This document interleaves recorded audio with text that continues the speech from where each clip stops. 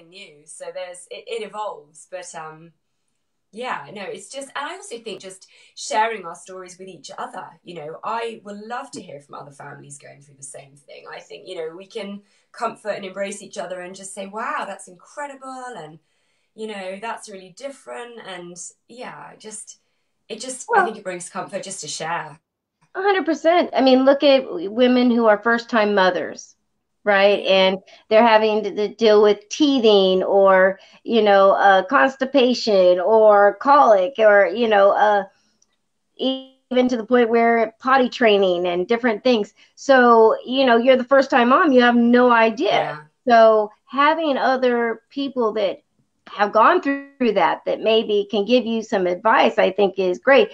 It's just so crazy that for like first time moms, all these kinds of groups are very popular, but, groups for children with abilities and a support group for them. One of the biggest things for me with the children was that I had children that their parents would come to me and they were all over the country, all over the world, in fact.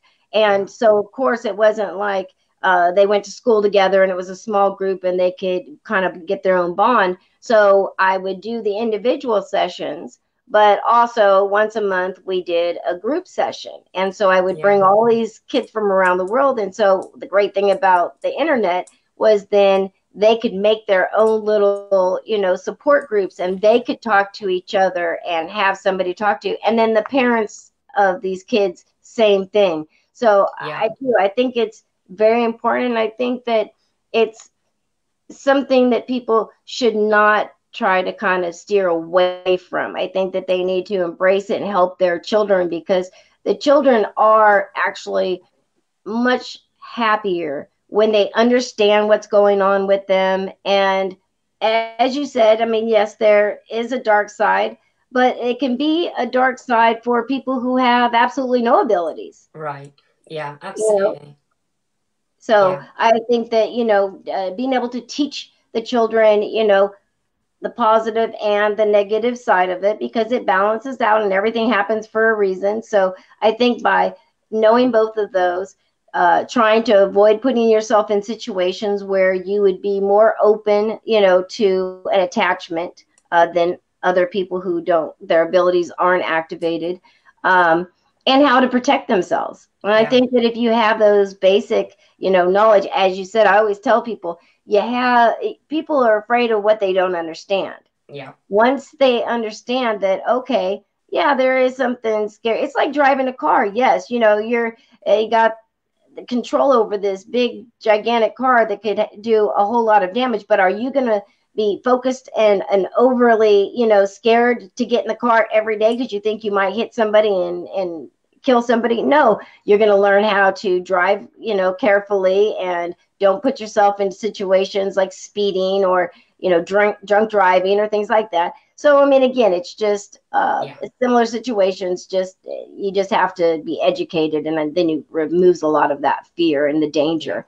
Now, what was, say, some of the first experiences that you both of your children had that they came to you about that started to make you think like, this is different? Well, the really weird thing is, they weren't those children that talked about the lady in the corner of the room. They Okay. just never did that, which is why I had such a difficult time understanding how they could possibly be psychic mediums. For me, it was like, well, surely I'd know. Surely there would be something they'd said. Faith has always been very wise, very grown up. Even when she was born, people said, wow, there's an old soul. She's always been quite reserved, quite confident in herself, but sort of shy in company. She'd stand back, she'd watch. And she'd never mentioned this to me, and yet I spent every day with her. And she was so little, she was 4. But she'd never said anything. And it was only, it took me a good couple of weeks to pluck up the courage to confront her and ask her about this gift once I'd been made aware of it. And she was just playing in her room with her toys and figures on the floor. And, you know, I, I worried about asking her. I didn't want to confuse her, and I didn't want to put ideas into her head, and I didn't want to scare her either. So it took me a couple of weeks after finding out this information, and then I eventually I did. I approached her, and she just nodded and shrugged her shoulders, like, "Yeah, what's the big deal? Are there people in the room that you can see? Yes. Well, who are they?" And sometimes she'd just shrug her shoulders. She would talk about great granddad, who was my granddad that had passed about 2 years earlier. She just couldn't understand why I was so interested at all. She didn't embellish it. She wasn't looking for any attention in what she was telling me. She just didn't understand why I was even asking her. It was only really when I told her that I couldn't see those people that she looked up from what she was doing and looked quite shocked. That was the one thing that you thought, oh, you didn't like that. She didn't like hearing I couldn't see them and that she was different in some way. And as time went on, it was mostly at bedtimes, I think, when she would be looking around the room and I'd see her watching something or listening, with her head sort of cocked to one side. And I'd just press her gently and say, what can you see today? And sometimes she would shrug and she didn't want to talk about it. And most of the time she would just say, there's a lady there or there's a man there. And she would sit and listen to them for a while. And then she'd relay something they wanted to say to me. And it would be spirit guides or it would be my grandparents, some of whom she'd never met, in the living world anyway. It would be spirit guides of people we knew, like my mother, for example, that were passing messages for me to help. Or it would be people passing messages for me to help with patients sometimes as a homeopath. Sometimes I'd get messages coming in about homeopathic remedies that would help people as well. So it could be a mixed bag of anything, but she literally was just the conduit between spirit world and me. And, obviously they were there for her, but they would also share information with me too. Yeah, so mixed. So, and that was your daughter, and how old was she at the time? She's 4 at the Okay. time. Okay. And so for your son, what was his first experience? He experiences things differently. He's an Mm-hmm. incredibly sensitive little boy. He's very intuitive, very empathic, and he would see them, but he wouldn't announce to me that there were people in the room. It would be someone like my granddad again, would read him a story at bedtime. He would sense they were there, but he didn't always know who they were. And that still happens to him now. I mean, just last week, he came out of his bedroom. He's 12 now, and he said, "Mum, there's something not right in my room. I'm frightened." And I said, "Well, okay.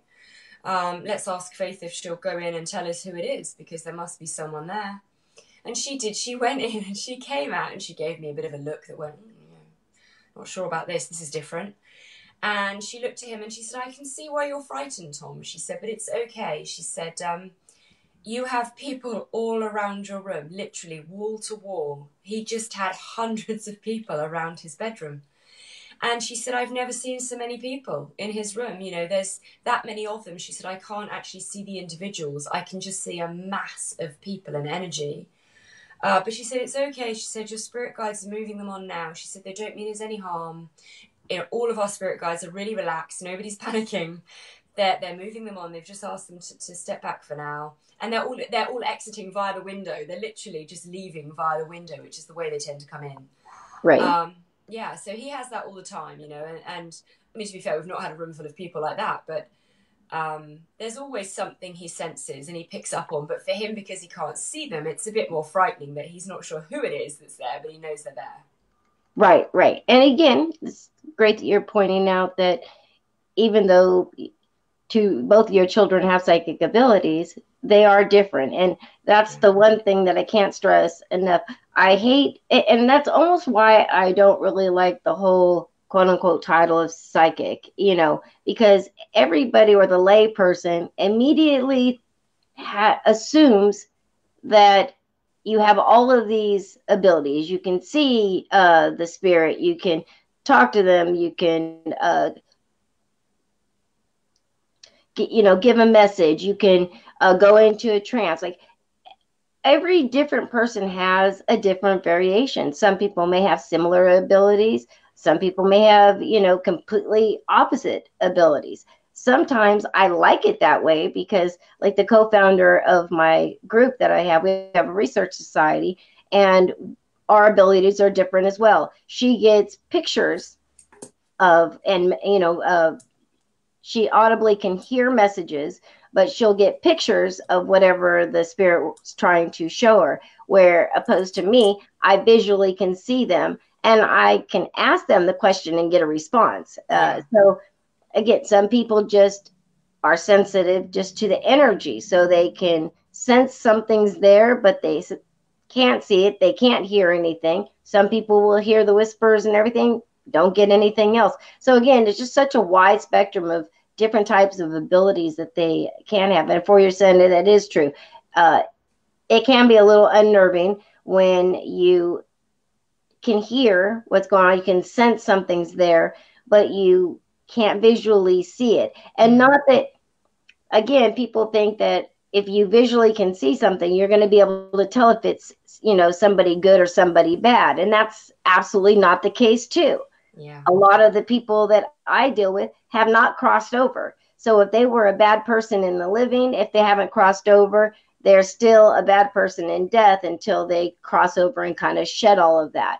Yeah. So you can get, if a person was a serial killer or very abusive, they can go and try to push you down or scratch you or do things like that, where immediately to a lot of people, they'll think it must be something demonic.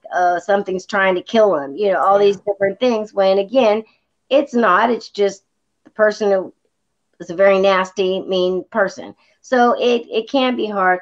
And I think that, they, as he starts to get more in tune with, the energy, he'll be able to sense the difference, because you can Yes. also get, spirits that will try to trick you. Yes. They'll Yeah. try to make you think that they're somebody connected to you, a family member, or somebody that just needs to give a message, when they're absolutely, that's not the case. Yeah. So, and I think too, that's hard as a child to learn to decipher that. But it's no difference of how we, teach children to decipher regular people. Are they, Yeah. a good person, and give boundaries. And again, we just have to kind of keep the same parental guidelines that we use for our children, but they just have to be tweaked in certain areas. Yes. So, all right. So let's talk a little bit about your abilities, and when did you start becoming aware of your abilities during this journey with the kids? I mean, shortly after I found out about the children, I started attending some development workshops and attending spiritual churches, just as a taster, really, to get an understanding of what they were experiencing. And as part of of those visits and attending those workshops, I was given the opportunity to use different methods to try and communicate with spirit and pass messages to other people. And I was able to do some things I wasn't expecting. On one occasion, I stood on the stage at the spiritual church. I was the first man up. They were like, "Who's going first?" I was like, "Me, definitely me." I just, I was there to learn. I wanted to learn as much as I could, as quickly as Mhm. possible. And I stood on the stage, and with the help of a medium, I might add, not by myself, she was giving me energy. And I could visualize in my mind's eye, I could see a lady and I could describe her. And it was amazing, because actually she looked a lot like someone in the audience. And that lady in the audience knew exactly who I was bringing through. And it was lovely. It was her mother, and it was just such an incredible thing to be able to do that. I mean, I don't think I could do it on my own now, but it gave me an understanding of, how this thing works, how psychic mediums do what they do. And thereafter, with the development workshops, I got to practice with all sorts of different things like rune stones and coloured ribbons and tarot, and just sat there cold reading. And again, I was able to give people readings using different methods. And it was just amazing to realise, wow, I have something here. And I think I'd always been intuitive as a person. I would never have called it psychic up to that point. I just had good intuition, and I knew if I liked someone or I was a bit wary of someone. And in my homeopathic practice, I think I've always tuned into patients and felt what it is that they were feeling, and been able to use that to help find them the best prescription to help them feel well again. So I've always sort of tapped into people's energy and their emotions comfortably. I just hadn't realized that it was particularly a psychic gift, and I think it is. I think it's just that sensitivity to energies that turns out, yeah, I use it there. I use it at the development workshops. So yeah, it was really when I started exploring that I realized I could do some things of my own. And then not long afterwards, really, I started to realize that the spirit were tapping on me. I have a gift of touch. So they touch me on different parts of my body to tell me they're there. And different people touch me in different places. But for me, it's a bit more of a long-winded way, because I have to go through a series of asking questions to figure out who they are if they're not someone that taps in that position regularly. So it takes me some time to figure out, okay, that part of my head is my granddad, and okay, that part's my spirit guide, and that part's this spirit guide, and so they touch me to tell me I'm here, I'm with you. And I can use that gift really a bit like you could use a dowsing crystal. So I can get taps for yes, for no. So it just enables me to communicate with them in a different way. Well, I have to say, I mean, and this is my theory and my opinion, is that we are all born with psychic abilities. It's Yeah. naturally, we're born with it. And depending on what our religious background is, how our parents interact when the subjects are brought up, and then is it supported, your family structure around, is it something that's supported and they try to support and grow those abilities, or is it something that, again, that's kind of like, it's an imaginary friend, it'll go away, blah, blah, blah. In my research over the years, I find that all of those play a big factor into it. And then by the time that they enter school, so usually by 5 or 6 years old, if there hasn't been any kind of real support and help in trying to grow these abilities, then they end up putting up a wall, a block. And one of the things that I've noticed is, especially now that on television, radio, all these different avenues, the paranormal is very, very popular. Yeah. And so we are starting to hear a lot of adults say, oh, wow, I got this fascination with paranormal after I watched a television show about it. And now all of a sudden I'm seeing things or hearing things. Am I going crazy? Is this all just because I've been, reading on it, or I've been watching these shows? Am I brainwashing myself to think that I'm seeing things? And, absolutely not. It's just now that the veil is starting to get thinner and it is not as taboo. Now when a person has an experience, they're a little bit more open to saying, okay, maybe there is something to this. A lot of times people will say, I've never had a, paranormal experience in my life, so I can't be psychic. And to that, I usually will respond and I'll say, have you ever walked into a room of people or met somebody that you've never met in your life, and immediately you get a feeling that, this doesn't feel right? And most of them will say, well, yeah, of course. And I said, okay, well, what do you classify that is? And they said, oh, well, that's a gut instinct. Yeah. And I'm like, okay, well, gut instinct, psychic abilities, I mean, Yeah. whatever you want to call it, Yeah. but you have had these experiences in the past. But again, if it wasn't something that was when you go to your parents and they sit you down and they openly listen to what you're saying, try to give you some type of support or answer to what they think may be going on, just that will change a lot of how the children sees things. Again, if it's something that's just kind of like, oh yeah, stop talking about this, stop making this stuff up, eventually a child is going to stop talking about it. So there's so many adults I've met who are now involved in either spiritual circles or they're healers of some type. And so many of them remember having psychic abilities as a child, and they were suppressed because their parents just didn't believe them. And it's taken quite a bit of work to open the door again and to get that communication back up again. 100%. Um, yeah, there's so many I've met that say, "Gosh, I remember this, but I was raised Catholic, and it was very strict, and it was, considered not appropriate or evil or whatever, the religion was suggesting."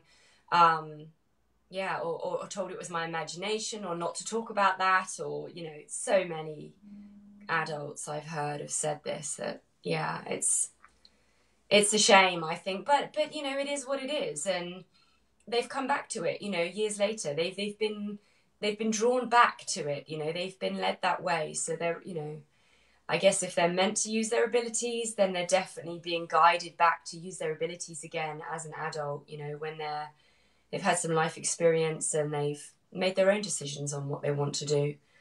Yeah. Absolutely. I want to say thank you to the people who are joining tonight. We're getting a lot of comments. Marie says, thank you for having a show about this subject regarding children with abilities. Absolutely. Kimmy says, great subject. Glad I'm able to log in tonight. Marie says, thank you for sharing your story, Claire. Oh, you're very welcome. Rosa says, what is the best way to get rid of spirits? I have been, as well as my daughters, seeing black entities in our apartment. They don't hurt us, but they scare the crap out of us. Now, do you have a response for her? And then I definitely as well will give some feedback. I guess my question is, are they scaring you because you don't know what they are, or are they doing things that are scary to you, or is it just the fact that there's someone there, there's a presence, and you don't know who it is? Because first of all, you could try asking them to step back, explaining that they're frightening you, and to please step back. There are also ways that you can ask them, or you can get them help to move on if they're stuck spirits, but it does depend on who they are and what they're there for. They may be people there to help you. They may be guides. They may be angels. They may be your loved ones, or they may be spirits that are actually stuck and do need some help, and they're contacting you because they recognize you have abilities and that they can see your light, and they realize that you may well be the quickest way for them to get help and to get moved on. So it's really a question of figuring out what they're there for. Absolutely. And actually, Rose has been a long time listener and friend on Facebook as well. And I will tell you that her and her daughters are gifted. And so, Rosa, I will tell you, first of all, if this was something bad, you would have no question in your mind that it was something bad and out to hurt you. You wouldn't be, saying, well, I'm not sure, how to get rid of them. You might not need to, quote unquote, get rid of them. Again, might need help. And what I have found out is that a lot of times people who are kind of, their abilities are starting to get stronger.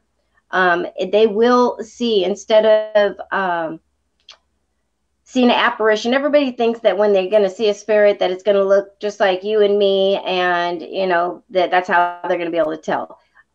Again, not everybody can visually see spirits like that. Sometimes as they're starting to progress with their abilities, instead of going from not seeing anything to starting to see something, you might see a mist, you might see a silhouette of a person, you might see a dark shadow. I have done shows on this before, and just because you see a dark shadow in your home or in your business does not mean it's anything bad. This comes from, again, us being programmed from television and movies that anything dark is automatically going to be bad and out to hurt you.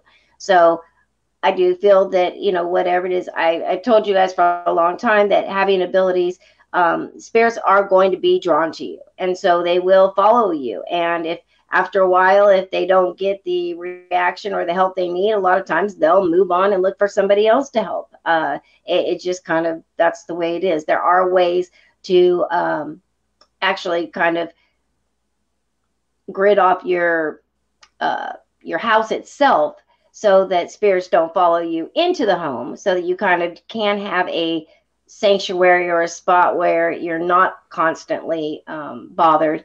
There is ways to do that, and I can, if you message me, I can help you with that. But I just want to put you at ease. You're feeling scared because of the fact that you don't know what it is. Mm. And I can assure you, 100% at this point, it is nothing bad that's going to hurt you. And if it was, again, we would be having a much different conversation right now. You would be explaining all the horrible things that have happened to you, and you would be afraid of the whole situation. So again, it just as Claire said, tell them to step back. Tell them that it's scaring you, that you don't understand, and that you wish that you could help them, but you can't. And for the most part, spirits are just wanting some help. They don't know how strong your abilities are and what you can or cannot see or do. So, that's kind of what you have to look at when you're doing this. But I wouldn't be worried or afraid of the situation. Christopher says, "Hey, Christina, very true. If a parent keeps programming a child, they will shut down." And he says the church is the biggest brainwasher over the centuries. Something else I'd just like to add as well. Was it Rose that has the gifted Rosa, children? yes. Yeah. So I've just been doing some interviews with different healers who are also psychic mediums, and a couple that I interviewed last week. Their job is actually to clear stuck spirits from both attachments on people and houses. And I am going to be loading these videos onto my website soon. So that might be something that's really helpful for her, because if she has the confidence to, it will give her the tools to help move those spirits on if she wants to, or she can get help from these people who can do this remotely for her. Lovely, gentle, kind people. They're really lovely. So just keep an eye on the website, because I do think that's a lot of the time, that's the first thing people worry about is spirits they don't know, or spirits they don't want, or what if I have a visitor and I don't know how to get rid of them? This will hopefully reassure you. And what these guys say is that 9 times out of 10, it's not a bad spirit. It's not someone there to hurt you. It's just someone that's usually stuck that needs your help. And you can help them if you have the confidence to, or you can get someone in to help you with that, but not to be frightened of them. And yeah, as Christina said, to talk to them and explain what you're experiencing, and ask them to step back. We've had our own visitations, very similar, and again, we were lucky that when we asked them to step back, they did. So hopefully that might help anyway.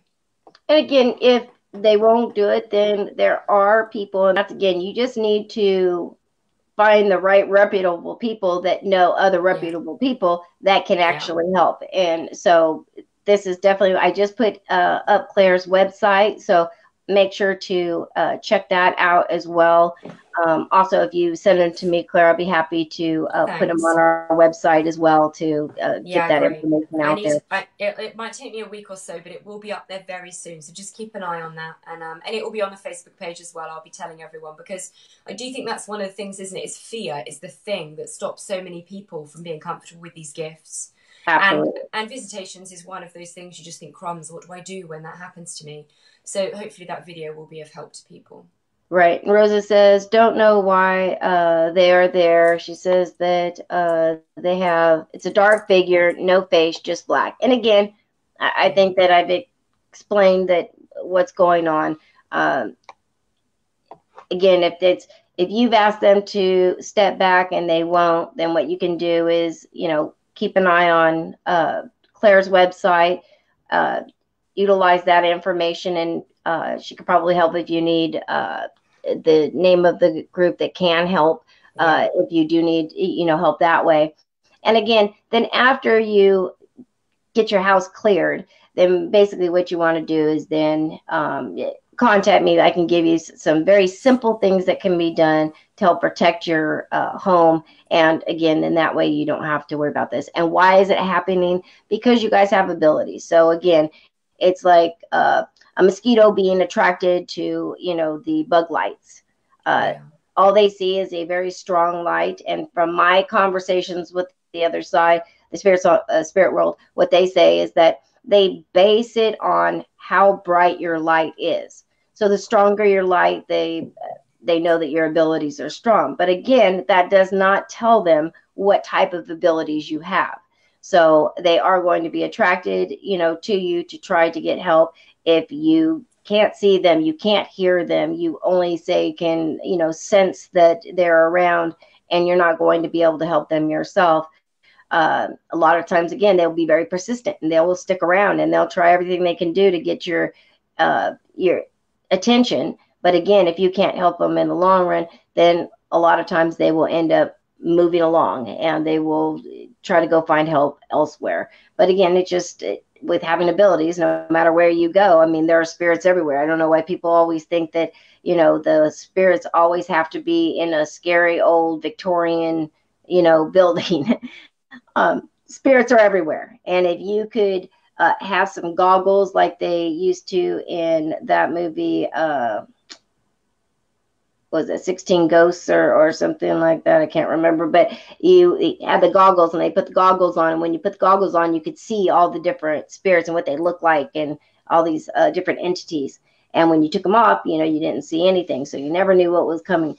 And it was just, it's like that. If you had goggles, you'd be shocked at the amount of spirits that are around us all the time, at the pharmacy, at the doctor's office, at the local grocery store, all over the place. So definitely.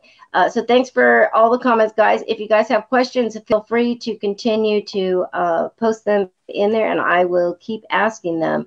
Let's see. Rosa says, my daughter works in a nursing home. Could it be someone who passed from the home? 100%. Again, doesn't really matter where they came from. It's just that it's a spirit who has followed one of you home. I mean, both girls and you all have ability, so it could be anyone. It doesn't supposedly have to be her, but again, it could be anywhere. Usually just want help, so I would not be afraid. Explain what's going on, and that you don't know how to help them, but you will try to find somebody who can help them. So that should help. Okay, so let me go ahead.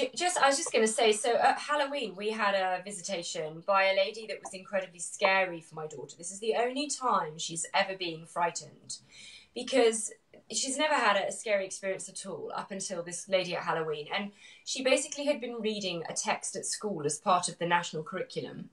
Okay.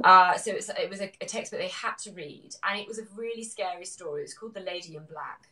And the lady in it, as I understand, is very diseased. And so Faith then had a lady in her room who looked just like the lady in the book. And so she said to me, there's a lady, she said, and she was confused because she couldn't understand why the lady in her room looked just like the lady in the story she was learning at school. And anyway, the closer and closer we got to Halloween, the activity from this lady increased.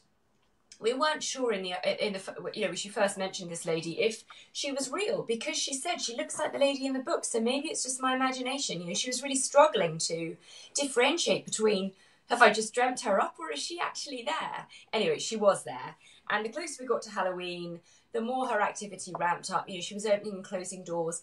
She was scary in that my daughter didn't understand what she was doing and why this was happening, because this had not happened to her in this way before. Right. But it was really the lady trying to get attention.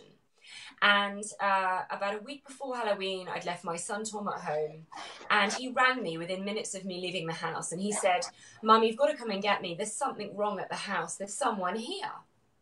And I turned around, shot back to get him and thought, crumbs, what's going on? We've never had this before. And I picked him up and we were in a hurry to get where we were going. So got back to the house later and he said, well, in fact, we walked in and Faith said, no, there's something not right. And I thought, oh, crumbs, that's a scary thing when your child who's a psychic medium says that to you, a regular child, you right. think, ooh. Anyway, I wandered around. I couldn't pick up anything myself. And, I tried to reassure them, guys, come on, let's get you into bed. No, I'm not going to bed, they're saying. Anyway, about a week, maybe even a few days before Halloween, Faith came running downstairs, threw herself at me in the living room and said, make her stop, make her stop. And she was screaming at me with her hands clamped on her ears, make her stop. This lady was screaming at her, screaming a date at her. And again, this was completely new for us. We've got through 10 years of lovely visitors and suddenly we have someone who's really quite frightening. She looks frightening. Her behavior is now frightening to Faith, at least. And I said to her, okay, well, can we talk to her? And of course, Faith is saying, no, I don't want to talk to her. She's too scary. And I said, God, what am I doing? I'll talk to her. So, and not kidding, the room lights were flickering. It was like something out of the movies, and it was frightening. I can understand why, when you don't understand what's going on, this is really frightening. Who is here? It's like something out of a movie, and all the horror movies that you watched as a teenager and scared yourself silly with. Exactly. So I said out loud to the room, I could sense my guide stepping close. I could sense the energy change. Faith herself was terrified, which, as I say, is the first time ever. And I just said out loud to the room, I said, okay, I know you're here. I don't know who you are, but you clearly need help. And I said, I promise you I will get you some help. But please, I said, you're frightening us. Can I just ask you to step back for now? And I promise you with all my heart, I will get you some help. And I turned to Faith and I said, is she listening? Is she accepting this? Is this okay? And she said, she's gone. She literally, the minute I'd said, I will get you help, I promise you, please just step back, she'd step back immediately. And the next day, my son Tom went upstairs and he said, Mum, I've just seen someone dash from your room into Faith's room. And I said, yeah, it's okay. I said, it's the lady. I said, she's trying to stay out of your way because I explained that you were frightened. I said, just, bear with her. I said, she doesn't mean us any harm at all. I'm quite sure she would not have stepped back when I asked her to if she meant us any harm. And what I did is I got in contact with Stuart Keyes, who's a British celebrity psychic medium who's written the foreword to Raising Faith. And he dealt with it, and within 24 hours, he said he was on holiday at the time. He sent his guide Solomon to help and moved her on. And that's all she wanted, was help moving back into the light. I don't know what the date was. I'm not quite sure of the significance. The date was in a few weeks' time, so I don't know what happened at that date. If it was an anniversary for her, I'm not sure. But really just to reassure you that even when the behaviour seems frightening, she didn't mean us any harm. It was just her way of getting attention. And the quickest way she could do that was to make a fuss and to cause a bit of, noise in the house, that then got her the help she needed.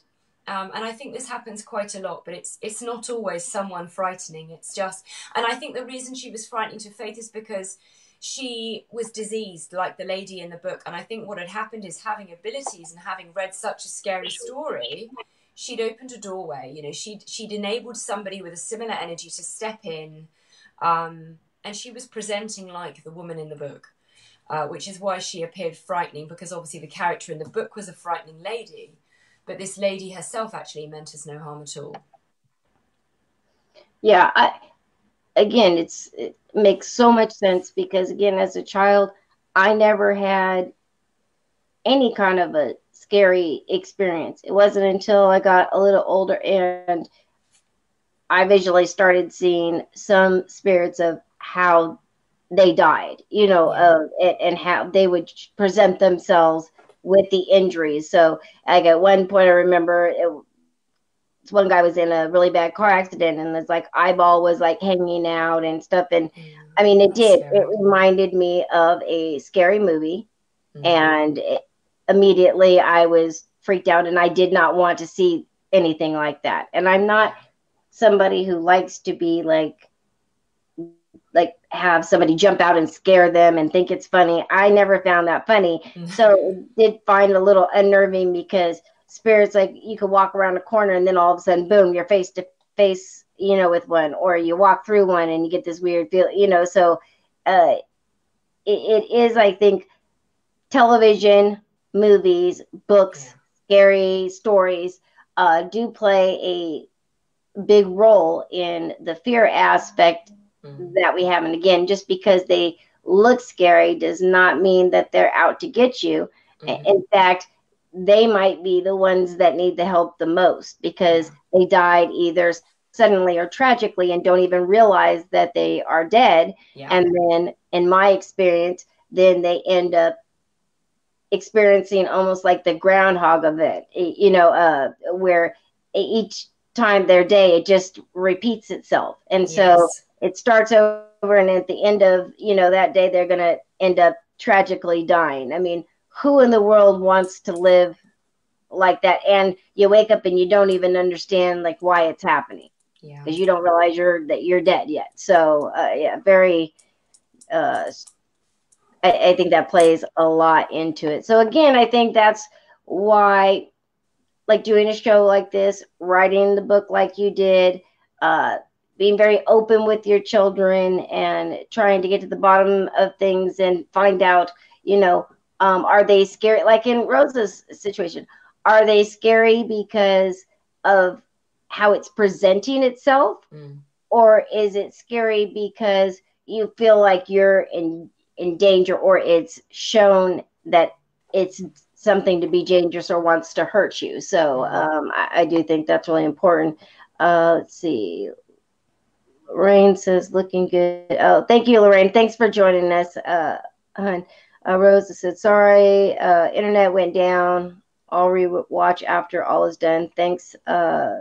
Thank you and Claire for the information, and 100%. And hey, Bradley, nice to see you as well. So let's talk about, again, the first time that the kids started reporting things to you. Well, Faith was obviously still, she was young. We'd not long found out about her abilities when she started talking to me about what she was seeing, you know. And as I said earlier, it would be at bedtime, you know, she was little, she'd had her bath, we tucked her into bed, she'd settled down. So, you know, spirit can always contact us much easier, I think, when we're quiet, when we're settled, when we're Right. relaxed, especially at night when technology's down and, you know, it's just there's less interruptions and energies to get in the way. So it would be at bedtime. And what the one in particular that I do write about this in Raising Faith, because it struck me as, oh my goodness. Uh, she said, "Oh, there's a man, and he's a new man at the end of my bed." And she gave me his name, and it was not a name that was, in my mind, it wasn't a very British name. You know, I don't know where she'd heard of such a name, so clearly it had come from him. I knew straight away, this is not a name you've picked up from, you know, down the road. And I said, okay, well, lovely. You know, inside, because I've not long found out about her abilities, I'm thinking, there's a man in her bedroom. Why is there a man in my daughter's bedroom? She's only 4. I don't understand. And, you know, I said, well, what does he want? And she stopped and she said, he says he's here to help me with courage. And, you know, courage is not a word that she was familiar with at 4. You know, that's a big word for a little girl. Right. And I said, okay, I said, and I knew straight away what it was about, because she'd been having some difficulties at school. She just started school, which I don't know what age they start in the States, but certainly in the UK they start about 4. And she just started school and she was having some trouble settling in. And so he was there to help bring her some courage to help with school. And she described what he looked like. And I said, okay, well, you know, tell me a bit about him. And she said, well, he had 2 children. And she reeled off the ages that the children were, and she said, oh, and he still sees his children, he still visits them now. And I said, okay, lovely, you know, tell me something else. You know, I was fascinated. I was learning so much from her, and she was so little. And she said, oh, well, he died in a car accident. And I was just like struck with shock and thought, crumbs, oh, this isn't appropriate. You know, she's just 4. And we dealt with dying. You know, my grandfather had died and she'd been aware of that. But we'd never really discussed the tragic ways people can die, you know. I mean, Grandad was an old man, so it was easy to explain that one. But to say that someone's died in a car accident, we just never had those conversations with her because she was so very young. And so to hear her come out with Willie died in a car accident, I was like, oh my goodness. And I, you know, kind of silently said to myself, oh my gosh, you know, please don't say anything more scary. Please don't say anything more inappropriate for her. And he didn't. Nothing else came out that was frightening. But it was a real moment of wow for me, because, I mean, I'd literally only just found out about her abilities. So to be communicating with someone we'd never heard of, to hear about him and his family and his children and how he died, this was huge for me. And to know that he was actually there as one of her guides to help her with courage. And I was able to say to her, wow, I said, he's come to help you at school. Isn't that lovely? And I'd started learning bits by then. So I just said to her, how lovely. I said, so whenever you're worried, you know, you can call Joseph, which was his name, and you can ask him to help you. I said, so if you see him when you're at school, you know why he's there. And she was really comfortable with this. She was comfortable with him. She wasn't for a second frightened. Very comfortable having him there, very happy that he was around. But then I had to tuck her in and turn the light out and leave her in her bedroom all by herself. And for me as a parent, this was new, you know, this was scary, this was bizarre to think I'm leaving my child in a room with a man I've never met. Right. But to her, this was completely normal. They've been there forever, and it wasn't a problem for her. It was just me that had to get my head around this. And you know, I just remember leaving the door ajar instead of shutting it completely, because now my panic and my fears were, you know, stepping forward. So yeah, it took me some time to get my head around that and to realize, well, she's not frightened, and she's been doing this for years without my knowledge. And to think that, you know, she'd been experiencing this all of her life for 4 whole years, and I had no idea, you know. Right. And lovely as it would have been to sweep it under the carpet, I just couldn't, because if I did, then I was leaving her to it, and you just can't do that. You know, you're a Right. mum, and my job is to protect her and to look after her and to, yeah, to at least be a source of information if she needs it. So that's kind of where my journey began, in starting to learn for myself about the spirit world, so that I'd have some knowledge to help her if we needed it. Do you think that again, we're kind of programmed of, you know, what is expected of us as a parent, and, you know, to teach them what they should be afraid of and what they shouldn't, and the boundaries of what you teach a child at what age? Because sometimes I feel like we don't give enough credit to what children are able to handle. Yeah. And I think that by talking about all this stuff very young, before really any of those fears can be instilled from television and movies and all that kind of stuff, because they can kind of separate it. Um, I think that we don't give our kids with psychic abilities the benefit that they can handle it, and that Yeah. actually being very honest with them, because again, death is a part of life, and if their psychic abilities are turned on, they're going to be seeing them all the time. And again, not everybody dies, you know, pleasantly, not everybody dies, you know, happier. And so I think that teaching them all these different things and being very open, and like you did, I mean, again, you were able to kind of distill any option for fear to be there, and an explanation that, okay, if you need help, you know, oh, how nice this is. So you didn't even plant that seed. So Yeah. do you think that we don't give, you know, enough credit, or do you think that it's just because we're kind of programmed of, you know, you don't teach kids, or you don't talk to young children about death, you know, they don't understand it? Because I think they understand a whole lot more than we give them credit for. Yes, and I think for me, I've always been quite open with them anyway. I've always spoken to them in a way where I felt they understood um, most things. And I guess for me, the fear is taken out of things when you can have a conversation about it, when you can Right. talk about Right. it. So I guess that's just how I naturally dealt with that one, because I couldn't do anything else, to be honest. There's a man in her room. There's no point me panicking and freaking out. It's not going to help the situation. So the fact she was so comfortable, I took my cue from her, really. And was just, you know, I'd only just started learning. So, you know, it was easy enough to just realize, oh, that's actually really nice. You've got someone helping you with that thing that you need help with right now. And we've always talked about it, and everything else as a parent like that, to be honest, you know. And I also, I think I've been blessed in that, because I'm a practitioner, I'm a homeopath. I see lots of people. I hear lots of tragedies. I hear lots of scary things. I've heard it all, and you learn in the end that stuff's happening to people all the time, and you understand better. You see the bigger picture, I think, when you're a healer or a practitioner, and I think you recognize people for what's going on. You don't judge them so quickly, and I think it's helped me talk to them about things in a way that, instead of putting my own personal opinion on that, I'm able to see the bigger picture and say, do you know what, maybe they've handled it that way because of this, you know, maybe there's something else going on in their life. I think that's probably opened me up to be able to be more helpful to them, because I can understand it isn't just what it seems, you know. Right. So I think I probably look at things in a way. I've been lucky that I've heard enough other scary stories in my time that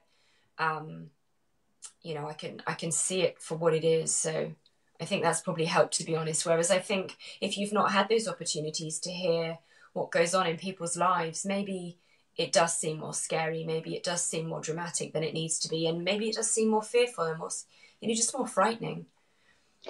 So, would your advice be if your child comes to you to just kind of take the lead from them, and if they're wanting to discuss a topic that maybe we would consider taboo or they're too young to address something like that, do you think we should? I mean, if they're asking the questions. Yeah, I mean, even when the children ask questions about, I don't know, drugs, or, I don't know, somebody, a teenager that's suicidal. I don't know. These subjects do Right. come up. These subjects do come up over the years, and they ask me about that. And you could just sweep it under the carpet and say, "Oh well, oh, that's for grown-ups only," or you can have the conversation about it and say, "Okay, well, actually, sometimes they're terribly sad, and sometimes this can happen." And I've always just done it that way. So I do sometimes worry if I've said things that maybe aren't appropriate for their age, but I try and explain it in a way that hopefully isn't too scary. And I hope that by understanding it a bit better, that they also will hopefully grow up to be less judgmental about why people do some of the things they do, why some people out there hurt other people. There's usually a reason for it. There's often something in their life that's led them to behave that way. And hopefully the children will grow up with an understanding of that. And that's how I've always handled it anyway, is to just discuss it, hopefully in an age appropriate way that gives them some understanding, that sort of answers their questions, but without scaring them to death. Absolutely. Hey, Michelle. Hey, Cheryl. Rev Debbie Miller. Nice to see all of you. All right. So I have from Nika off of Twitter is asking, have either of your children had any negative experiences or encounters? No, other than the one we mentioned earlier, which appeared to be frightening, but actually wasn't. No, we've not had anything negative. We do ground and protect ourselves routinely every day. And I often do that for the children because I'm never convinced they've done it for themselves because they are teenagers. Um, but I write about this in Raising Faith, different ways you can protect your energy, different things that can happen to you if you haven't protected your energy that have happened to us over the time. And I also, I think by grounding and protecting, hopefully we're doing our very best not to attract anything, bless you, not to attract anything negative. And I also put a lot of faith in our spirit guides. And I ask the spirit guides, like, please keep anything away that we don't want to come, please, unless it's for our highest good, anything scary, please keep them back. So I did have one experience. Again, I write about it in Raising Faith. It wasn't so much to do with the children, though. It was really to do with my own work. I treated a lady who was a very difficult lady to deal with. She was very difficult. I explain why in the book. But after treating her, I became under par. I couldn't even explain it. I just didn't feel very well. And I kept saying to Faith, is there something wrong with me? Can you ask my spirit guides? And she would just say, they're just telling me you have to figure it out yourself. They won't tell you. I was like, God, that's really helpful. And I was quite grumpy with it, like, really? Come on, help me out here. And I'd say, look, can you see anything in my aura? What is there? And she'd just say, no, it has all the usual colors, but there's like a black circle around your aura. And I was like, crumbs, what does that mean? Am I ill? And, most people go and see a doctor. No, I went to see a psychic medium. So I went to see Stuart Keyes, the psychic medium who's written the foreword on the book. And he did a double take when he saw me, because he literally saw what was attached to me and went, crumbs. And he helped me. He removed this attachment that I had from this patient, is where I'd picked up this attachment.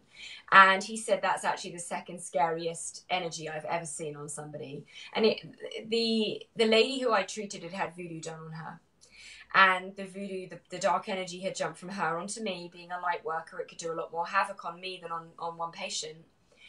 And that was the one and only time that I had something that I didn't even think existed at the time. I was all for believing it was all good and lovely and white light, and I didn't really want to believe in a dark energy. And so I did have that one experience. Again, I was really lucky that I wasn't frightened by it. I just felt really sick and poorly by it. Mm-hmm. And seeing a psychic medium, they were able to remove that attachment for me, which I'm super grateful for. But the children themselves, no, they've never had anything scary. And ever since that one time, and I might add, I do believe that happened to me to teach me that lesson, because I had been told years before that my patients were draining the life out of me and I needed to ground and protect myself better. Yeah. And I thought better. I was like, no, no other homeopath I know has to ground and protect. Why would I need to do that? And I had been wearing a quartz crystal as a pendulum around my neck for some time. And I always just kind of left it to the pendulum to protect me. I didn't ground to protect myself. I was just like, no, the crystal's going to sort that out for me. And I broke the crystal actually fell off of my neck and smashed on the floor some weeks before this incident. And I'm pretty confident it all happened, divine timing. The crystal smashed. I then had this patient. I then had the attachment, and I then had to get help. And once again, I was told, you're not grounding and protecting. That's how this happened to you. Big lesson for you here.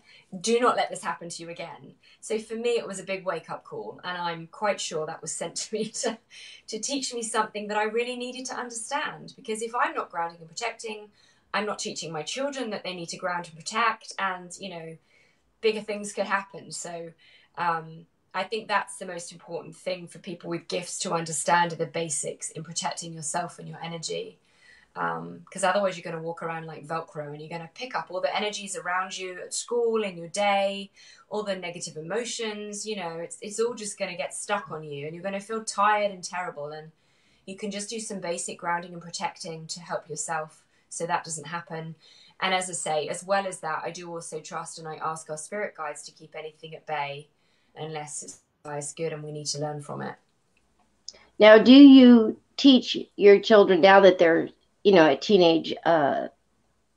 the teenage years right now, about the negative things that, they can encounter, so that, because again, protecting yourself is great. But again, there's always, they'll say, oh, yeah, that's great. And then, not remember. Well, the one thing with us is we are absolutely amazing at giving advice, which is, we make great therapists, but we suck at following our own. Totally. I do agree with that. The children are aware of it, mainly because I'm not sure they were particularly aware of the attachment. I mean, I think I did tell them at the time, but, they were little then. Right. But certainly the visitor we had at Halloween scared them enough. Even though she meant no harm, her activity scared them enough that I continually say to them at the beginning of every day before we head to school, have you done your grounding and protecting? And they'll kind of roll their eyes at me, because they're teenagers. Oh, I don't need to do that. Yes, you do. And if you don't, would you like another visitor? Would you like another lady from Halloween back again? And I just remind them of that. And I use that as an example of, you are going to pick up everything if you don't do it. And as I said, I'll often do it for them, even though they don't know that. I'll do my own, and I'll create a bubble around them, and I'll visualize on their behalf just in case. But they need to learn it for themselves, so they don't know I do that for them. So I just tell them to do it themselves.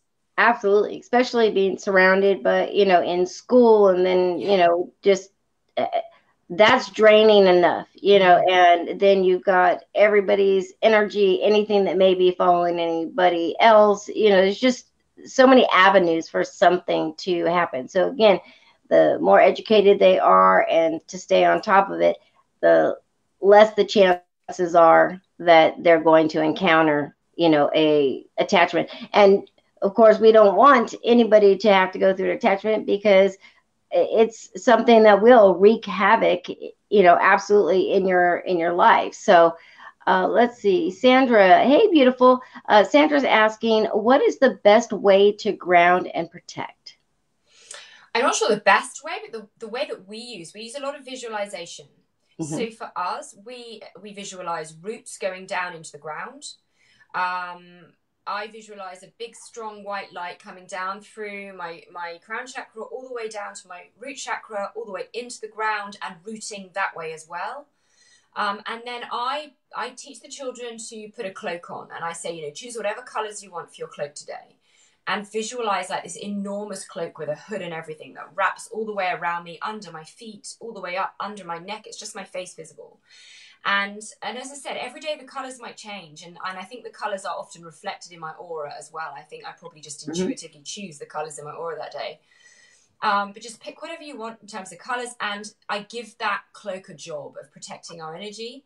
And then around that, I then put a bubble of white or golden light around us. And again, that, that proper bubble that goes all the way around us. And I just say to the bubble, to allow anything good to come in and anything bad to escape, but don't let anything bad in. Nothing dark, nothing bad, nothing frightening. And that's what we do every day. And then we make a point of trying to shower at the end of every day, just to wash off any energies that we may have picked up in the day as well, just to make sure we've just cleansed, we've got rid of all of whatever we've picked up. And so we start the day with the grounding and protecting, and we finish it with our shower and just washing any energies off that we might have picked up during the day. That's what we do, and that seems to work for us. Faith herself actually programmed her shoes, her school shoes, to ground her as well, by the way, in case she forgot. She said, "Oh, I've just asked my shoes to do that for me." Oh, okay. There's a new idea. Absolutely. So let's see. She says, so basically, meditate with these thoughts daily. 100%. Yeah. It takes a couple of minutes. It doesn't even have to take that long. Just visualization can be so powerful. So yeah, just every morning when you get out of bed, put your feet on the ground, roots down. Strong white light coming through your crown chakra. Visualize that cloak going on. And the cloak's beautiful. It's always beautiful, Mine's always swirly with all sorts of wonderful colours, and sometimes it's sparkly, Jazz it up as much as you want to. But it has a job, and yeah, it's keeping some stuff out that you don't want on you. Right. And again, you just want to make sure that you're completely engulfed in this, like surrounded by this light, again, which is making almost like a cocoon, or Yeah. a wall around you that's going to surround you so that it's impenetrable. But people also have to remember now, I meditate, I do yoga, I ground, all the things that, I tell everybody that they should do. But when I'm sick, I suffer from a terminal illness. And I know, I tell my clients all the time that especially if you have a chronic illness, or even if not, if you are sick, you're not feeling yourself, you're feeling drained, you should not be going out on an investigation, especially if you have abilities, because you being ill or anything, it's like you got this, protective bubble around you that somebody went and hit with a hammer, and now it's got all the little cracks. So all it's going to take is one thing, and they've got an entrance way to come get you. And if you're drained, if you're sick, you're going to draw, especially if there's something negative, you're definitely going to draw it your way, because now it's like, they have a victim in front of them. They know you're weak, and you've chosen to, still do it. And again, you put yourself in, harm's way if you do things like that. So you got to be very careful. Let's see. Sandra says, awesome. I will. Thank you. You're very welcome, hon.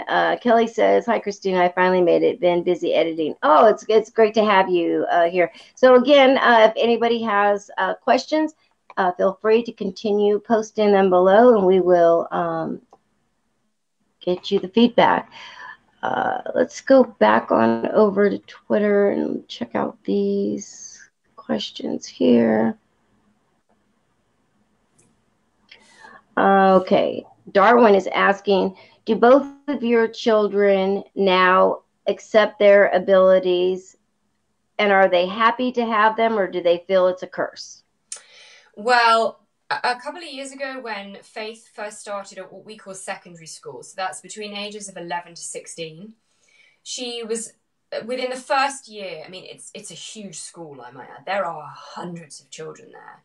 The hormones are kicking in. It's completely different to the schools that came before this. So she decided, I don't want to do this anymore. I don't want to talk about it. I don't want to do this. And for me, I was like, oh, wow, I've loved this topic all these years. It's been fascinating. But at the end of the day, it's her gift. Right. So I said to her, okay, fine. It's your gift. If you don't want to talk about it anymore, it's absolutely fine. If you want to, I'd love to, but okay. So we backed off, and I didn't ask her about it anymore for some time.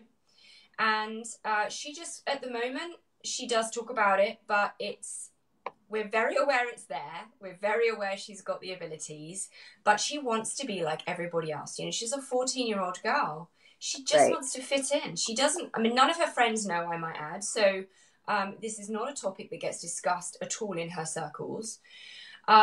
She just wants to be normal. And so for now, we just leave it at that. You know, we respect that. We don't badger her. We don't ask her anything.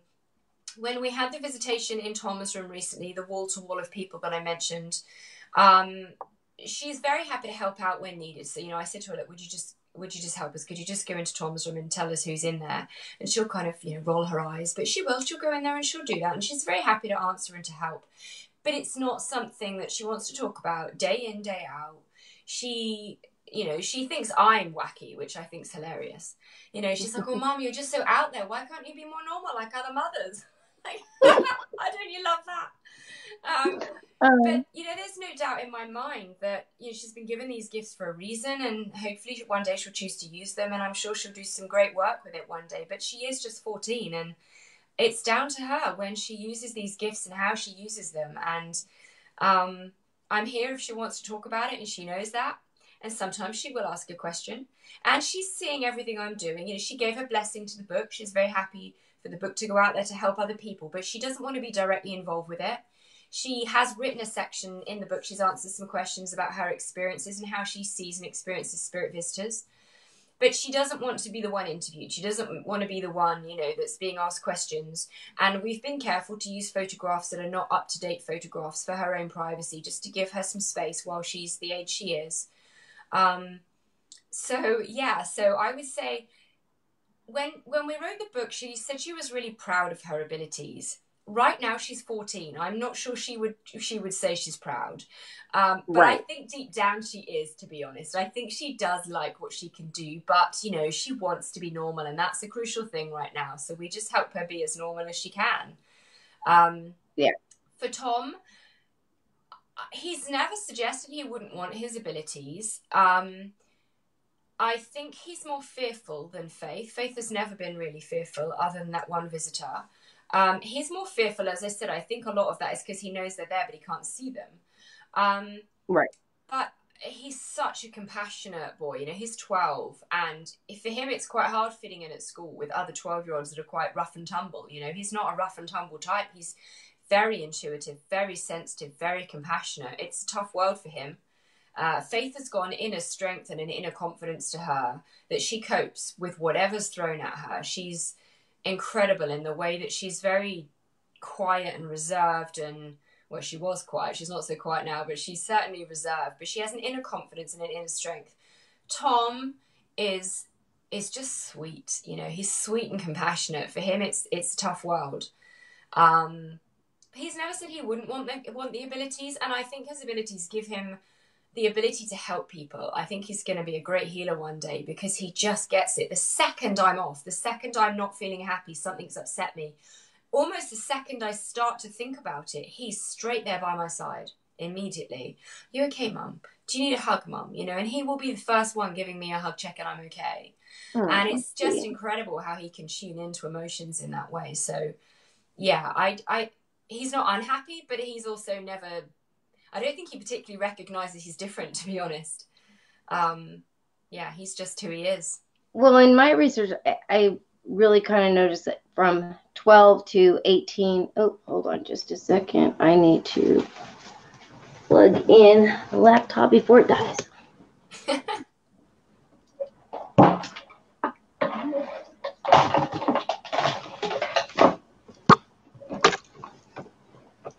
So I've noticed that between 12 and 18 is probably the hardest ages for children with psychics. They're going through all the hormonal changes. Mm-hmm. Again, you're going in between, you know, middle school and high school, you know, so you have all these changes. And as you said, at this age, they really want to fit in. And unfortunately, children that have psychic abilities, we almost end up being like chameleons.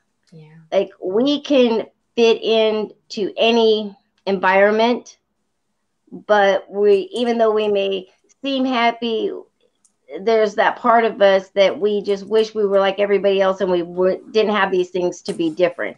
Now, again, as time goes on, you start to realize the benefit, of having these abilities.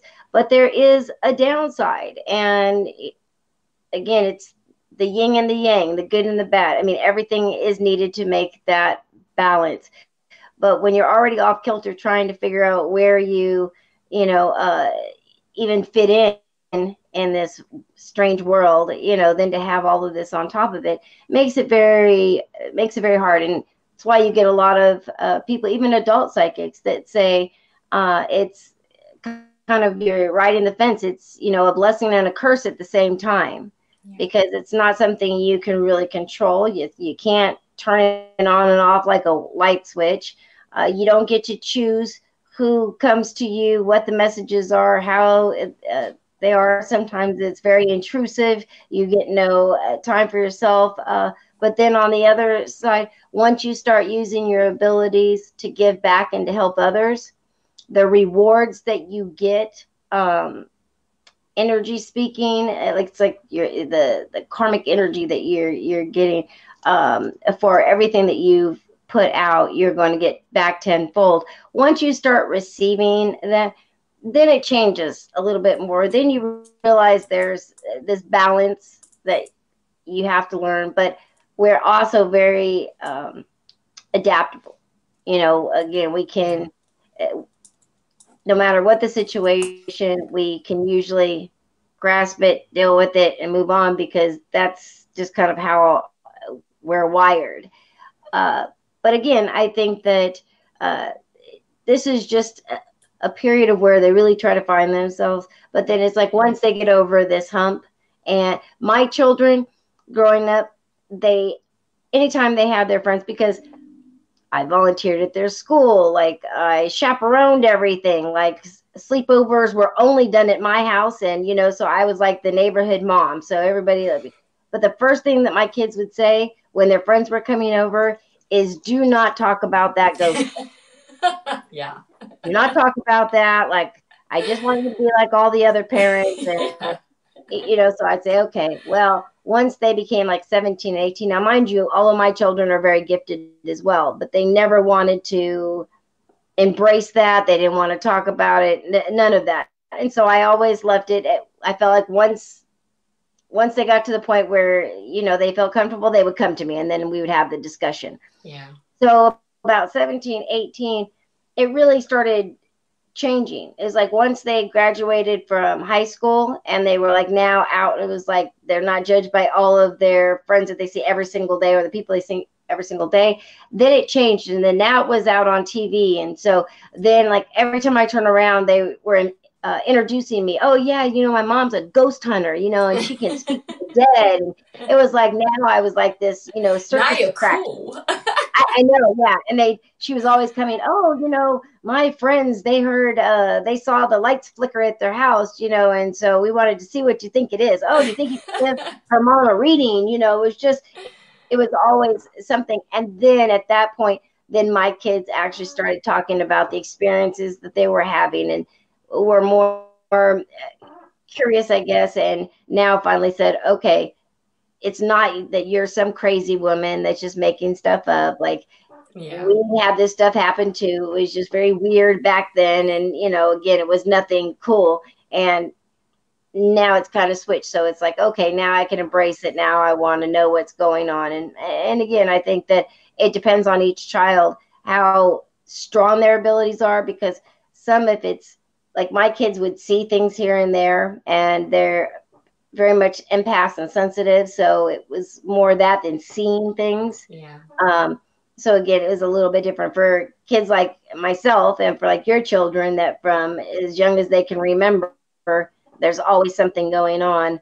It's a little bit more because you're really trying to figure out what in the world's going on with you, and why isn't it going on with everybody? Like, why aren't we all talking about this? And Yeah. it's only me. So, Yeah. actually, Joe, got a whole bunch of stuff here. Sandra says, I think it's hard to be social in groups because I pick up all different energies and it's exhausting. And you are 100% correct, especially if you're a sensitive or an empath. Uh, Um, and it can really, to be absolutely honest, it can make you feel like you're crazy or a little bipolar because Mm. you can walk in, you could be having a great day and you can walk in to a crowd of people and then you might feel like all of a sudden you want to cry. You might feel like all of a sudden you're angry and you don't even know why so much. You just like to go and punch somebody and you're trying to figure out what in the world.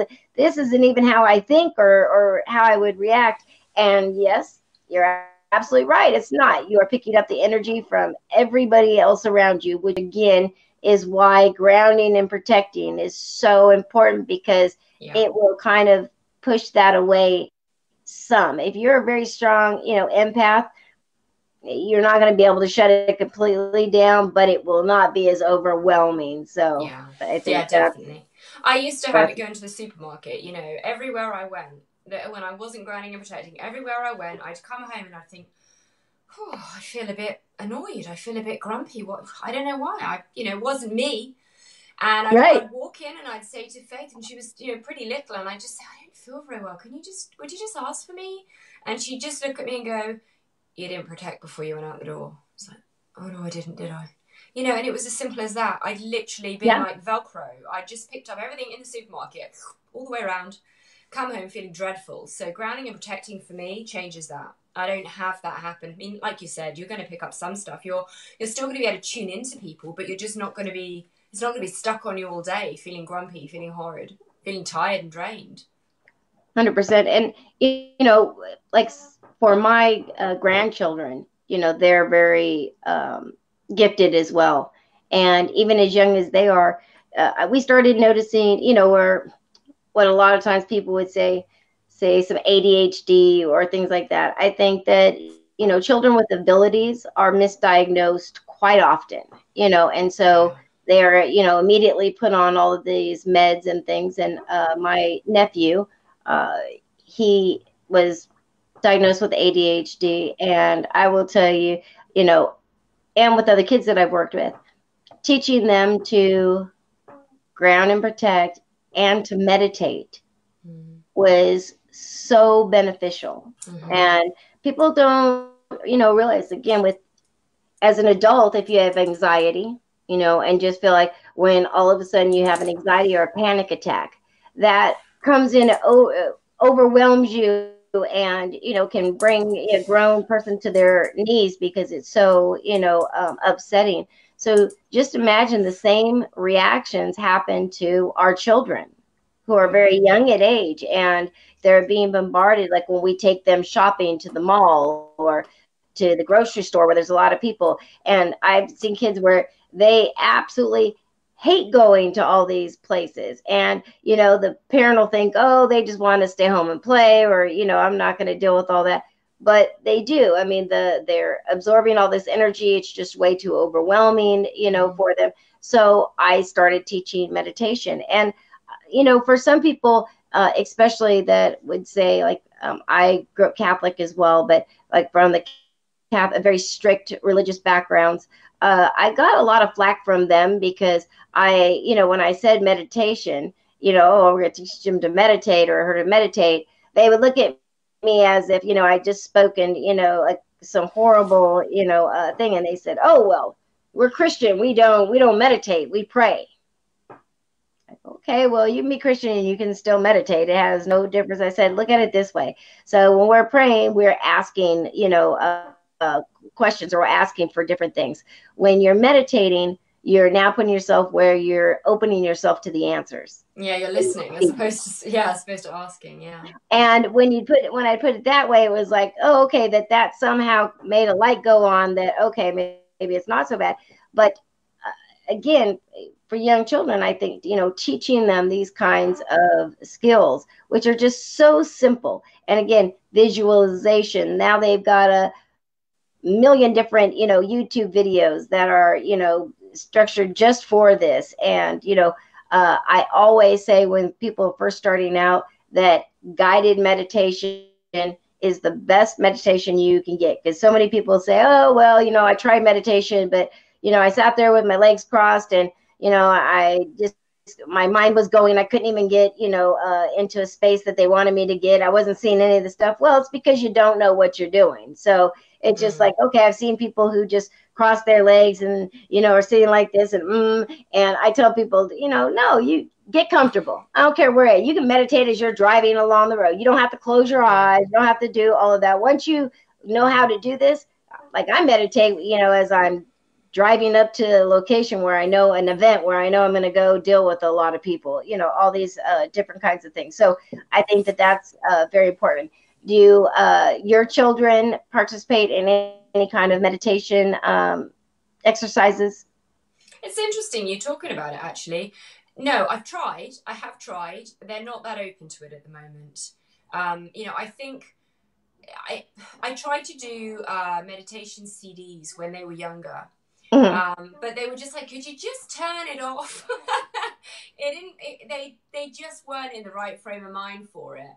And at the moment, I think I'd struggle. I will certainly try it. It's a really good idea. When you talked about anxiety, I thought, oh, that's a good idea. I mean, I do it all the time. I meditate every day. But no, I haven't actually. It's difficult because I can suggest things to them, but they're Of of an course. age now where if they don't want to do it, they don't want to do it. But it's a really good idea. I mean, obviously, I know it works. It works for me all the time. Um, I think the thing is they're of an age now where they just want to do what everyone else their age is doing. Um, and at the moment, I don't think it will be cool enough. But I think in a couple of years' time, it's the same with nutrition. I bang on about nutrition all the time and how important this is. And again, they roll their eyes at me because, well, none of the other mums put that stuff in their lunchboxes. Why do I have to have that in my lunchbox? They just want to be like everyone else at the moment, which makes it hard for me to make any changes for them. But yeah, I can teach them, but they're not quite ready to listen just yet. And you're also mom. So I Yeah, know my kids, like you can tell them, the same thing over and over and over. And, it's like goes in one ear and out the other. And then, yeah, somebody else I know can come up and tell them the exact same yeah, word for word what I've said. And it's like, yeah, oh my gosh, that's like amazing. I wish I would have known yeah, this years ago. And I'm like, seriously, I've been telling you that for like the last 15. Like, where are you coming from? But again, yeah, I think that they just get that selective hearing. So a lot of what they say just goes up. What I noticed is like when I started noticing that my children were dealing with stress, and especially in this age, and with schooling and how stressful it is just going to school and having to learn all the different things and fit in. That's when I kind of addressed it.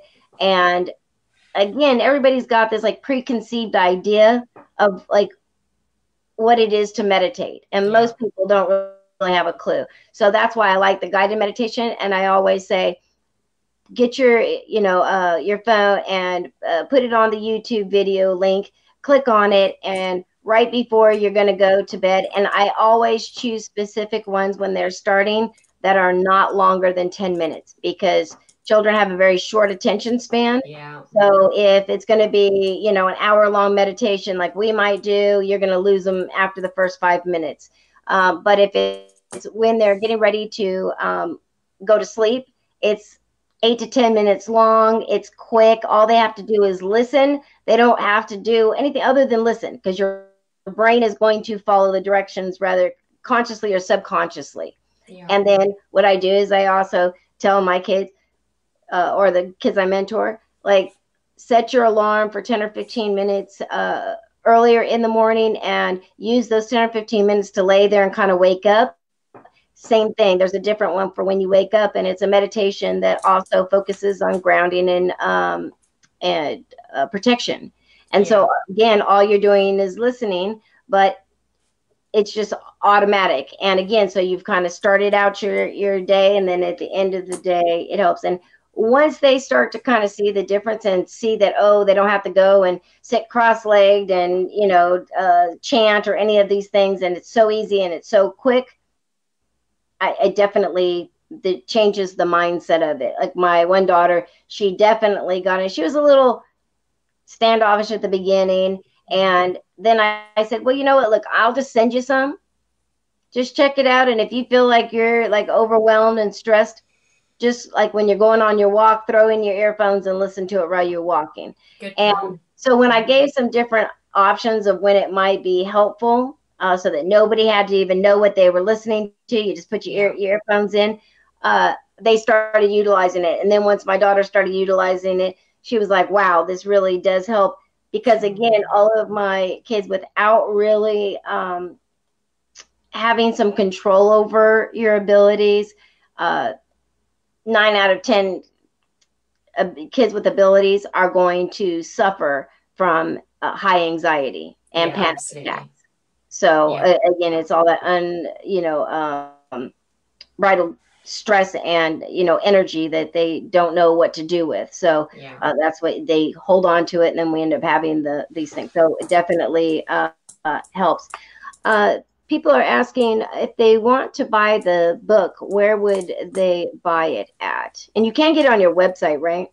Yeah, there's links on the website, but it takes you to Amazon in all the different countries. So the book's available wherever books are available to buy. But Amazon is the obvious place. It's in Amazon UK, Amazon US, Amazon Australia, yeah, New Zealand. There's loads of different places you can buy it via Amazon, or if it's not in your local bookshop, you can order it from there.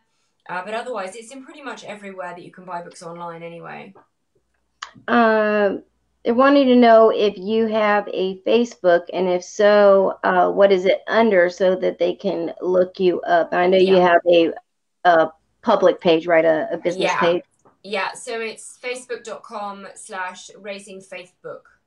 Raising And Facebook. yeah, and literally that's updated practically daily. So that is the main place to go for any new changes, any new information, any links to the website, anything at all, any interviews I've done, all of it will be on there. So that's a good place to stay in touch.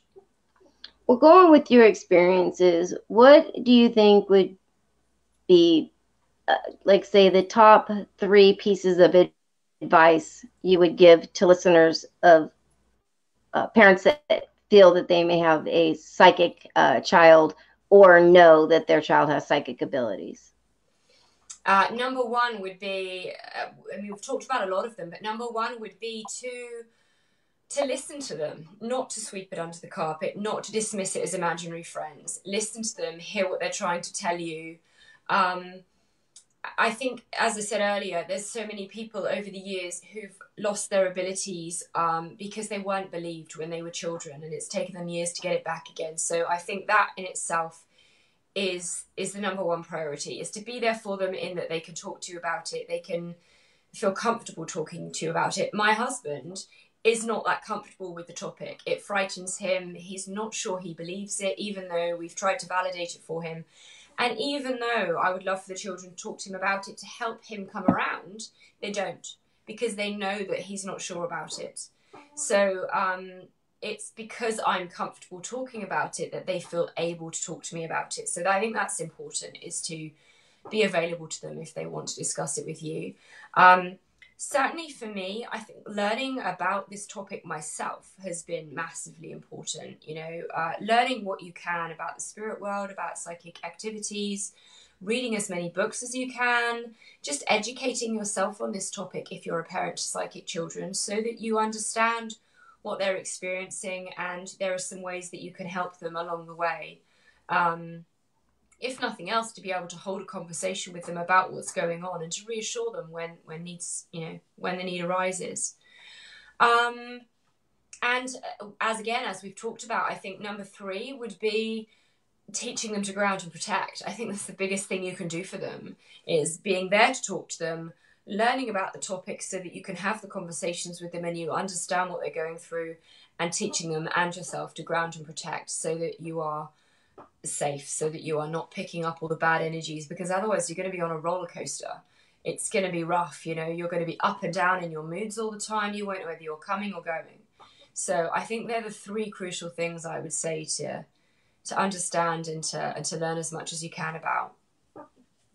100%. I would completely agree with you. I have Lori, and she's wanting to know, do you feel that your children will follow in your footstep as far as helping other people or in a holistic way?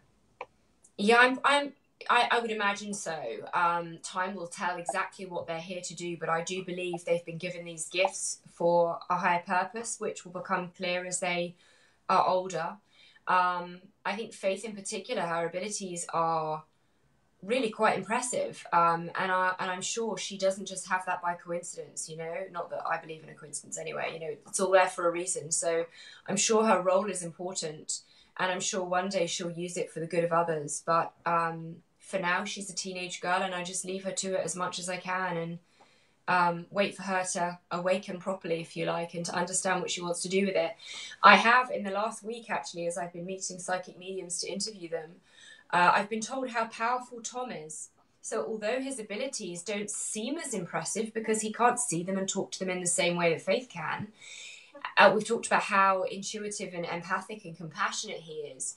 But three different people have said to me, my goodness, your son has some really impressive qualities. And that's why his room was full of wall to wall people coming to see him.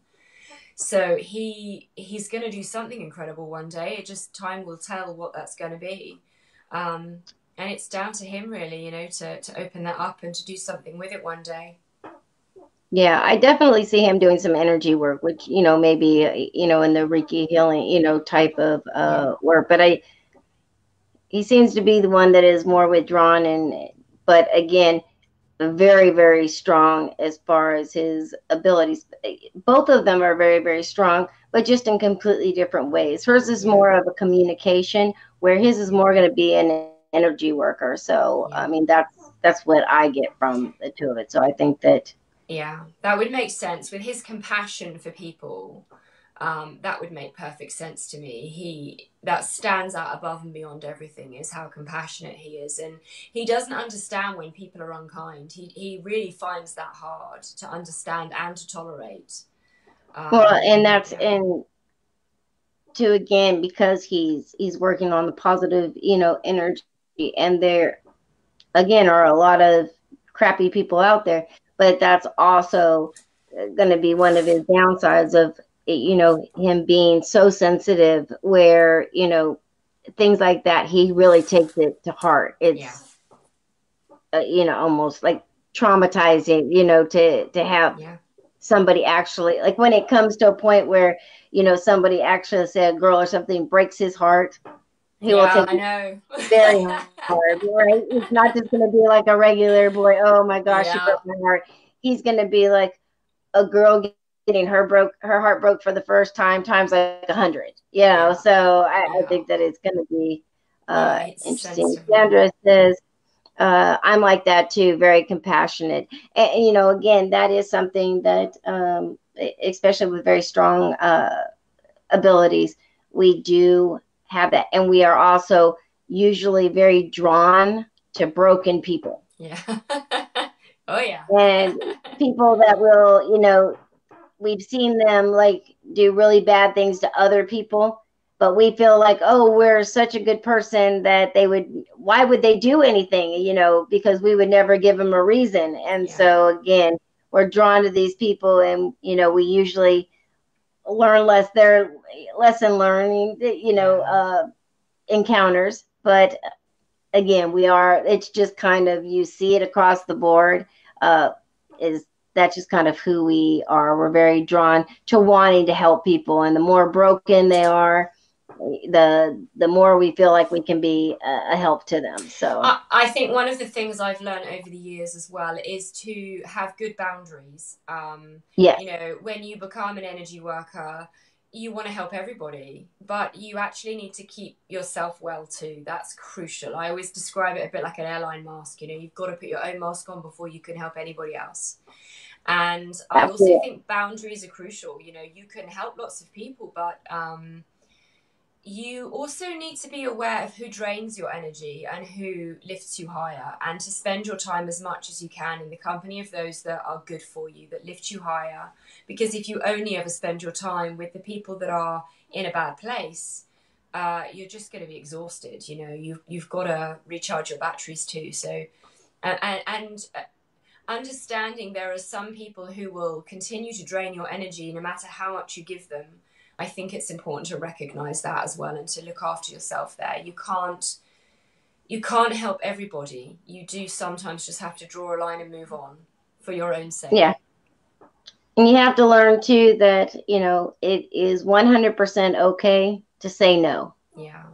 because a lot of times we're guilted into doing things, when we know that it's not, good for us. And again, like you said, if we don't take care of ourselves, we can't help. If we can't take care of ourselves, we can't help other people. So it's very Yeah. important that we, take care of ourselves. That, like you said, that there are boundaries, and think about yourself. You can help people all the time, but there's a lot of people that they're energy vampires. They just want as much as they can get from you, and then when you put a stop to it, they turn on you. I mean, it's just Yeah. that's just kind of how it works.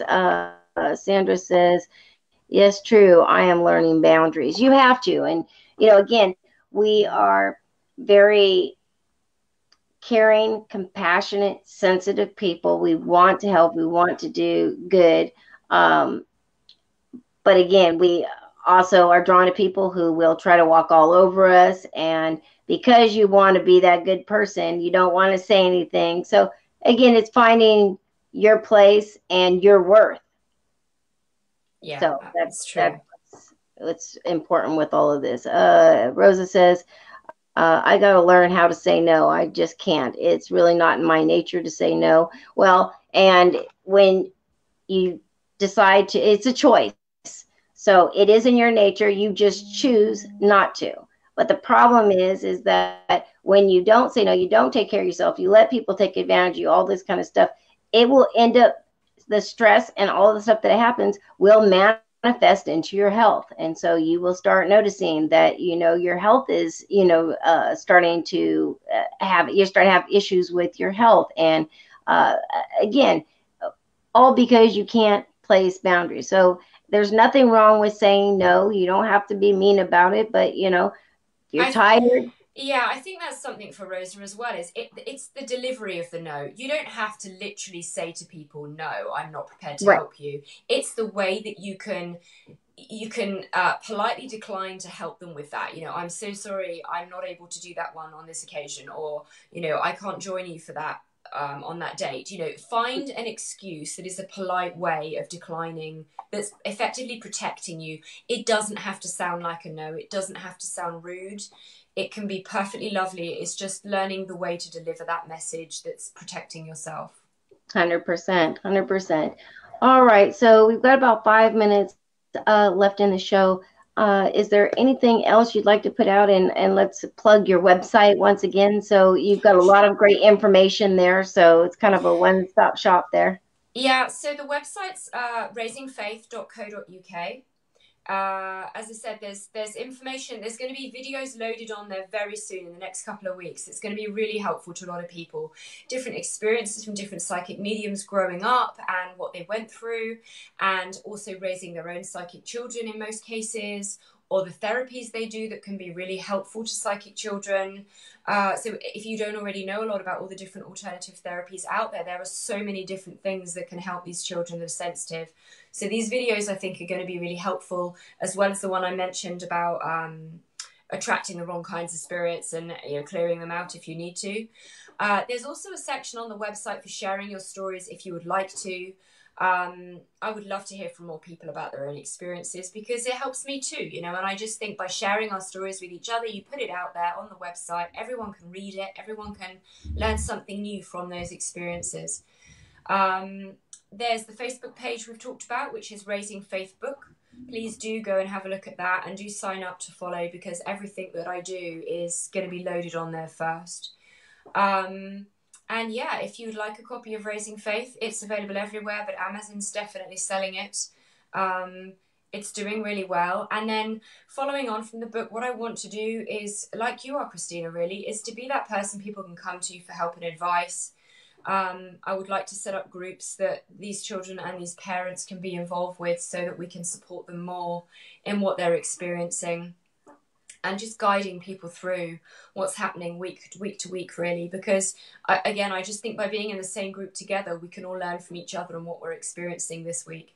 So yeah, there's more to come, but yeah, it's not Absolutely. set up And yet. again, when you're ready to do that, feel free to reach out to me. I'd Thank you. be happy to help you, you know, give you Thank some you. tips and stuff of how to do all of it. I mean, again, we're all out here for the same goal. Yeah. And, Yeah. you know, I think this is definitely a lot of information that's very important. And again, that can save a lot of Yeah. not only children, the distress of having to go through this alone, but parents feeling like they have nowhere to reach out and no support system themselves. So Yeah, and it's a consolidation of stuff I've learned from multiple different sources as well. So when it's about psychic children, it's all in one place, you know, rather than having to read for years on end all the different things. Yeah, hopefully it's helpful to people. absolutely. Sandra says, thank you for this time. Great information that I think I needed right now. Well, see, Me too. again, this is exactly the reason why we do shows like this, is exactly why we put the information and our experiences out for people like you, Sandra. I mean, again, if my theory has always been that if whether I had 500,000 live listeners or I had one live listener, if it touches or helps one person, Yeah. then it's absolutely been worth it. That's, Yeah. you know, we cannot help the world, we can't help everybody, but again, when the message meets the right people, Yeah. it can do amazing things. So that made me feel very good that this topic and this show tonight, you know, was able to help you. Rosa said, what an awesome show, ladies. Blessings to all. So again, sounds like Thanks, Rosa. some people definitely got some help from this show. So I appreciate you joining me tonight. I know we had a lot of issues, you know, getting the show up and everything, but I'm so It's all glad good. that we finally connected and got this out there. So everybody, make sure to go to her website. I will also put it out there again, but you can go to the promo at the very bottom. Her website is there. Again, the links to buy her book are there as well. You can get it in every country around the world. I was able to at least be able to read some of the book.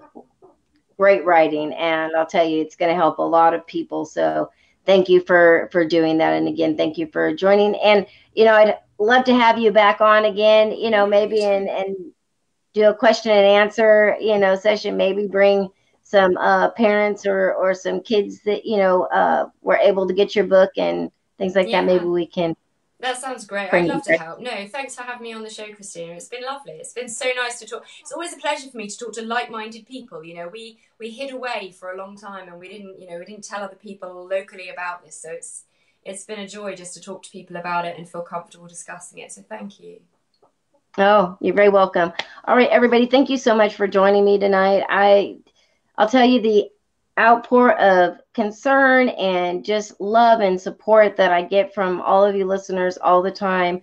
Now with the change, you know, I'm sure that it's going to take some time to build everything back up again. So if you can just help by sharing the website and the show information each week to your friends and your groups, that will help immensely. Make sure to go to the YouTube page and like and subscribe and share the link with all of your friends. And again, Wednesday, I will be back for Top Secret News. We'll be doing it on this platform again. And by next Monday, we will have the new setup there where you'll be able to watch it through the website itself. You'll be able to call in on your cell phone, or you can call in through Skype.